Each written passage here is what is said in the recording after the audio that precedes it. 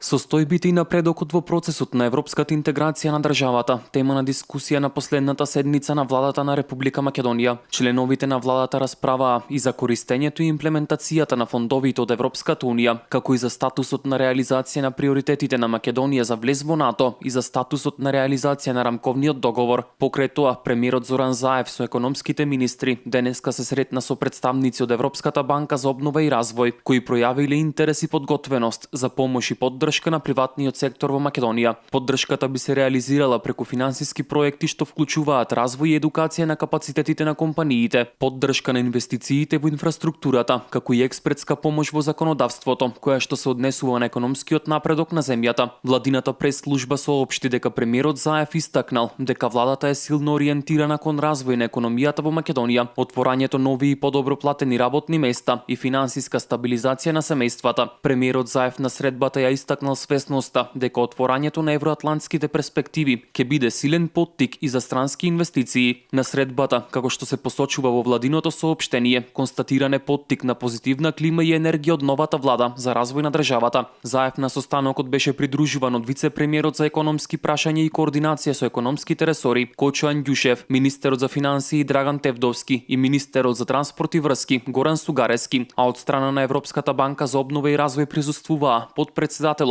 Пиер Хелборн, помошник директорот Олег Левитин, регионалниот директор за Западен Балкан Холгер Муент, извршниот директор за Македонија Франс Векерс и директорката на ЕБРД во Македонија Анка Јоана Јонеску. Од двете страни изразена и волја за продолжување на соработката преку проекти што можат да придонесат во подигнувањето на животниот стандард на македонските граѓани.